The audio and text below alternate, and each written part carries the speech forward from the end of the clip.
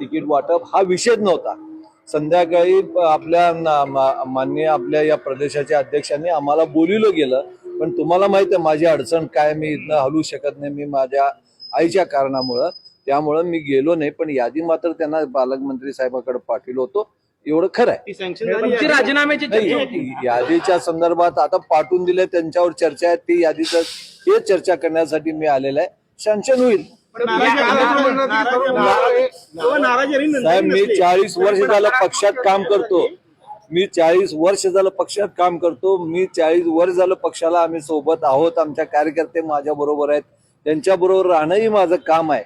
आणि शेवटी आम्ही सगळे मोठे झालं, ते पक्ष मोठं झालं, त्या कार्यकर्त्यांच्या जीवावर त्यांच्या संदर्भात जे काय बोलायचं होतं थोडं माझ्या गैरसमजुतीने मी थोडं नाराज झालो सर.